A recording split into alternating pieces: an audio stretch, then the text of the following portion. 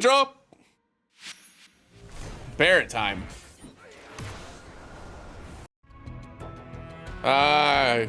Exclusive weapon grants the caster Veil with 3 ATB and reduce. Yeah, it's exactly what we thought it was. Okay, good, great. It's exactly what we thought it was. Ooh, I saw it goes until the 28th. That sucks. We'll talk about that in a second, though. All right, so let's check out the aesthetics for our Barret outfit. Already love the sass. I love the stopwatch and the whistle. Pretty big fan of that. The avalanche, obviously, on the jacket's really great. I love the, oh, that's really cool, too, on the back. Got himself a wristwatch. Can I bear it? I can bear it. Look at those sunglasses. How can you not? Pants are pants. Shoes are shoes. Yeah, not bad. Not bad. I like it. Pretty fun. All right, Teacher's Paper Fan. At OB10, it does 500% physical wind damage to all enemies. And when 50% or more wind resist decreased, all enemies. Makes sense. And Veil. Okay, that's really good. That's really good. Physical attack and wind potency is great. Good sigil slots. Yeah, it's good. This is another one that's pretty cut and dry. It does 3 things, right? Every time something does 3 things, we usually just like rub our hands together. 500% wind damage isn't amazing for an area of effect damage spell, but to get high wind resist down and a Veil on top of it is very, very good, especially on a tank, right? So for Barret specifically, getting a tank effect on a debuffing weapon is awesome. It is a little weird for Barret to have like offensive R abilities, right? Because Barret's a tank. So like, it's not that he can't use this, and it will be useful. It will help him do a little bit more damage with that wind damage, which is nice. It's just not like wholly necessary, right? Usually that physical attack for a 500% wind damage effect is not gonna make or break you, typically speaking. Let's see what it does at 0. It does start low to mid, and then goes, I assume, mid to high. No, it goes straight high to high. Ew.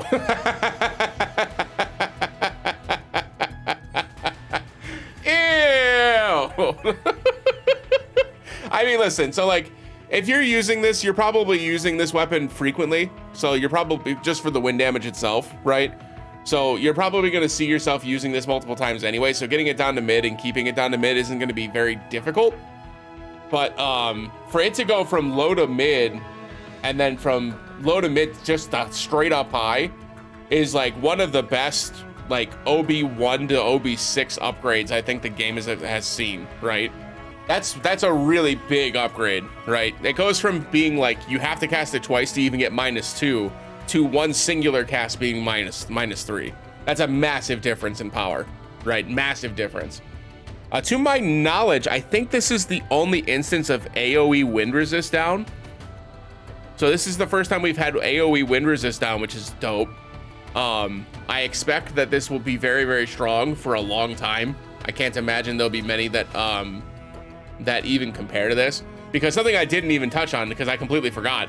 It's only 3 ATB, so actually 500% for 3 ATB is actually really good. If you extrapolate that out, right? Because normal attacks are 4 ATB. This is doing roughly, oops, do the other way. Divided by 3, about 166 points of damage per ATB cast. And so like Tifa's weapon does 1060, right? Divided by 4. That one does 265 points of damage per ATB cast. So by the time you actually get to 12 ATB cast, which would be 4 casts of this does about 2000% damage, where Tifa's is doing about 3,100, give or take. So actually it's pretty strong. 500% for a 3 ATB move is actually pretty strong. So erase everything I just said. 500% for 3 ATB is great. It's great. And having offensive R abilities for that is actually much better than I initially thought. So no, this is good. This is really good. And honestly, for 3 ATB, I don't mind casting it twice, right? But yeah, so no, this is really, really good. This is a very good utility weapon on top of being a decent damage weapon for Barret. In terms of like other alternative weapons to carry with this, Barret has a lot of utility weapons in his kit. This is only Barret's second limited weapon, which is very, very good in terms of you don't have to invest a lot in this because you probably have, even the newer players probably have a decent amount of weapon parts sitting around for Barret. If you started in the last few months, you probably don't have a lot for Barret, but for most of the folks that have been playing for the last 6+ months, you probably have some Barret weapon parts sitting around. So you might be able to get away with just doing 2 pulls on this, getting a couple of copies and moving on, right? It's all gonna come down to the actual outfit and what the outfit does. The 7th high athletic gear. Again, 15% physical and magic defense is great. And then Jim Whistle, whoa, they gave him an Arcanum? What the hell? Okay, I don't understand what they're doing, man. Like, it's really good. It's really good. Why did Yuffie get a tank outfit and Barret get a damage outfit? Help me understand. I'm so confused. I'm so confused. Why? That just doesn't make any sense. It's really good. Like, this will make his damage like better than a lot of the DPSs in Wind right now. Because remember, like, outside of unless you pulled for Zack's Omni Arcanum, his weapon for Beatrix Sword does 940% with a 20% or 900. Yeah, I said that right. 940% with a 20% buff, which goes up to 1128, right? So 1128%. Extrapolated over to that 12 ATB again, right? So he can cast it 3 times in that segment, does about 3,384 damage. This one we already said does about 2,001, but now he's getting a 50% boost to that, right? With this outfit on. So that means you're taking that 2,001 damage and you're multiplying that by 1.5. That's gonna bring that up to 3,001 damage, 0.5. Which is only 300 points behind Zack's OB10 Beatrix Sword with no Arcanum included. It's pretty good. So like over the course of a fight, you're gonna be dealing a lot of damage if you get this outfit. This is actually a really good offensive outfit. It's really good. Obviously defensive stats, always good, especially on Barret, specifically on Barret, because Barret, a lot of his weapons that he has in the featured pool are littered with defensive capabilities, so like physical defense, HPs, etc. So being able to get a percentage increase on top of that is really good. And then obviously being able to do an extra 50% damage is never bad. So yeah, this is a really good banner. It's another one that I think is probably like, you probably still want to hang tight until you see what Aerith's does. And now that we know that both of these are, both this banner and the Tifa banner end on the same day, you're not going to get extra time to make the decision. So for the time being, unless you are absolutely struggling with wind damage, I would still recommend hanging tight outside of doing the 1 pull, just to make sure that you're getting a copy of the weapon, because you're going to be doing at least 1 pull on all these banners, at least 1, right? So if you haven't done at least 1 pull, go ahead and do the 1 pull. There's no reason not to. And then after the 3rd banner comes out, we can take a step back, decide, you know, what of the 3 banners we actually want, and then go from there. I don't think there's going to be a 4th, because they only showed 3 during the trailer for this event. So I don't think there's going to be additional ones. I think that there's probably just going to be like another episode. You know what I mean? Like, this is the Brawler episode. I think they're going to have like an Ever Crisis Academy, you know, whatever they call the next one. And that's when they'll release their outfits and weapons. So I think we're only going to get those 3. And then you can kind of choose between the 3 which one you really want to go in on. I'm under the impression the stamp card is going to be just as good. It is in fact just as good. So obviously this is a great stamp card. So if you wanted to invest in this, it makes it very easy to invest in this. Additionally, something that I wanted to point out, especially for the video, was that the amount of these Mako gems that we got for Glenn's ultimate weapon, they started us off with like 100 right off the rip, right?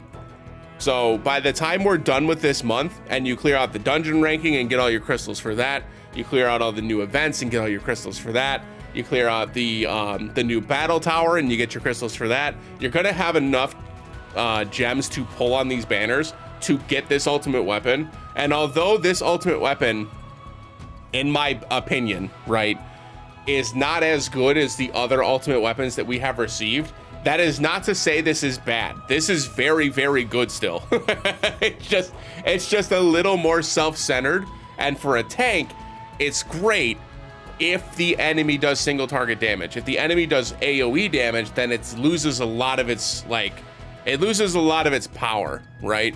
Because it doesn't really do anything for the rest of your team. But for the single target stages, this is amazing, and it gives Glenn a role, right? it makes Glenn that go-to tank for single target damage stages. And there's really no reason why we can't get there, right? I only have to do 11 more pulls to get to Glenn's ultimate weapon. I'm gonna be able to do 11 pulls before this is done, almost certainly. So keep that in mind. This is one of the very few times where we can actually guarantee ourselves an ultimate weapon. And although, again, it is not one of the best ultimate weapons in the game, they are giving us a really solid start to make sure that we get there. And I don't want to be the person that's like, I'm going to look into my crystal ball and see what's in the future. I feel like they're going to start balancing content around this weapon, and that's what my concern is. So just food for thought. We have nothing to prove that. I have no reason to believe that that's going to happen. It's just something to keep in mind as we're going forward.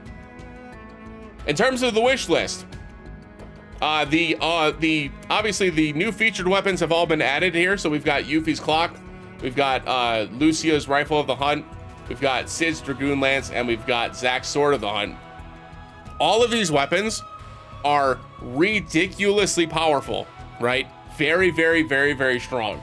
The only one that I'm not like super amped on for folks that hadn't watched the video is Yuffie's watch of the hunt, and that's less of a the weapon is bad and more of a it's not great on Yuffie, right? It's still a great weapon and it's still very useful, but it's not as useful as it would be on another character, right? And there are other weapons in the game that fill the same kind of niche. Otherwise, all of these weapons are worthy having on your wish list. For Barret specifically, when you're talking about giving him another weapon, if you're trying to maximize his damage, there isn't a lot of options that you want outside of two that come to mind immediately. One is the W machine gun. This would give him the rest of the physical attack that he needs, while also giving him some defensive capabilities and a defense decrease, which is really useful, right? The other option is the enemy launcher, which gives attack and boosts physical ability potency. And then this 26 points gets you in a really good spot to get you like one sub weapon with a physical ability potency, and all of a sudden Barret's a damage dealer. So yeah, so the enemy launcher and the W machine gun are the two, I would argue, obvious ones. These both kind of amplify his ability to do damage if you're trying to do damage, right? Obviously, when it comes to the rest of his kit, if you're just trying to give him things that amplify his ability to help your team, there are a lot of really great options in Barret's kit. Assault gun is one that immediately comes to mind. That's just a physical defense increase for your entire team. You've got electro cannon, which is one of the best debuffing weapons in the game. You've got micro laser, which has a hero materia slot, which is very helpful. What else? I mean, you've got escutcheon cannon, which is a magic defense increase for your entire team. I mean, there are a lot of really good stuff. There you got some diamond sigil breaks, right? Like, you've got options here. You got diamond sigil break and shark slayer as well. So there's a lot of options here. This one's also got buff debuff extension, right? Which is helpful. It helps keep that wind resist debuff down, which is super helpful. So like, you could kind of argue any of them at the end of the day. If you're trying to make Barret do damage, you'd probably go with one of these two options. If you're trying to make Barret stick with utility, you're probably looking at Shark Slayer as the offhand weapon, just because it gives you some boost HP, keeps that wind resist down buff on for a little bit longer. Also has a circle sigil slot, so if you need that as well. And, you know, Shark Slayer is just a good weapon, right? Just a good weapon. So for me personally, I would choose one of the debuffing weapons, just as I don't really think I need Barret to do additional damage. I don't think I need to DPS that hard outside of the max damage challenge. And personally, I actually have enemy launcher at OB10 already. So even in that scenario, I already have an option that I can lean to. So I'm gonna put Shark Slayer on here instead of the Crystal Sword from Cloud, or the Mystic Sword, sorry. And then I'm gonna keep all the new featured weapons on here. I don't think I'm gonna go too hard in the paint outside of that. Again, if you wanted to talk about like making Barret do damage, it would just be looking for that same thing as we did before, right? We'd be looking for one wind potency weapon. Last week for Tifa, I said you should use Vincent's short barrel, because it's got 643 physical attack stat, gives you that physical attack that you need with its 26 extra sub points of wind potency, which with the 39 points when it's at OB10 gets you up to that 65 point break perfect, which gets you 100% bonus wind damage, which is very strong. There's another weapon that also does 52 points with a little bit higher of a physical attack stat, in Shinra Military Sword, and I did miss this one last week, but this is also a great option. And then you can use one on Tifa and one on Barret, right? Both are great. Either one works, whichever one you want to get. If you already pulled for the one, obviously you can make time to pull for the other. Just throw it on there. And then this would kind of be my wish list. Like I said, I'm not really too pressed about the other options here. You can do whatever you want, whatever you need. If you're looking for more utility options, I don't know what the guild battle is going to be this week. I'm guessing it's not going to be the banners that we're seeing right now, though. If I had to hedge a bet, I don't think it's going to be physical wind. Mostly because we already had a physical wind guild battle, and I'd be surprised if they ran it back. So when it comes to like the guild battle and stuff, we don't know what's coming up next. So just build out your account, build out your characters that you like, whatever you'd like to throw on there. In terms of the remaining wish list items, I'd prefer to do things like the helpful, what's it called, defensive weapons that Angeal has. So things like Gargantuan Monolith that does HP and magic defense is really good. You also have the Type 90 Longsword, which does physical defense and physical ability potency. That's a nice combination for defensive stats. You've got the Stalwart Integrity, which does HP and buff debuff extension, which is very good again. Lots of really great options in Angeal's kit for like defensive options. When it comes to like physical ability potency, again, you're really looking at anything that gives defensive capabilities while also giving that physical ability potency. So you're looking at Twinkling Star for boost HP and physical ability potency. Any of the event weapons that are HP and physical ability potency, there's been quite a few that have released in the last couple of months. You probably have a few already. You can utilize those. So yeah, so just this physical defense one is fine. Because it gives you a couple of extra points of physical ability potency. It's not a lot, but that 13 plus your 26 from enemy launcher would get you up to the 35 point break while having defensive capabilities, right? Which is obviously very helpful for Barret specifically. But yeah, other than that, I think this is a pretty cut and dry banner. It's obviously very helpful. There aren't a lot in terms of like, do I think you should pull on this? Again, for everybody that's listening, I would still suggest you just hang tight until the third banner drops and then make an educated decision based on which of the banners you like, right? Both of these banners are very good. Both of these banners are going to be very useful moving forward. Having a 3 ATB AoE wind resist down with a veil is very, very powerful. And the fact that it's going to do a ton of damage if you get his outfit is also pretty cool. So it's very good. It's definitely worth pulling for. But like always with these, you want to do at least one pull. So we're going to go ahead and do our one pull. And then we're going to get 12 stamps, right? No, just one. I can't either, to be honest. Yikes. Yikes. I don't know how I feel about this one, man. It's really, really, really good. But I think that, like, I feel like having, what's the word I'm looking for? The Floral Wand, which does the defense debuff on top of it. I feel like it's enough. I don't really need the AoE one. So I don't know. I think I'm not like dissing the banner. It's really good. Like the weapon itself is really good, combined with the outfit's very good. But there's a really good wind resist option that does physical defense down too, that I think I'd rather have in most scenarios. And I might just save for Aerith's now and just go from there. Because I can always just use, like I said earlier on, I can just use Barret's weapon parts. And I'm not terribly pressed about that. I have no issue dumping like 800 weapon parts into this and getting it to OB3, right? Yeah, I don't know. I think that's where I'm at. I think it's probably a hold for me. I think I'm gonna wait. I'm gonna wait and see what Aerith's is, and then we'll go from there.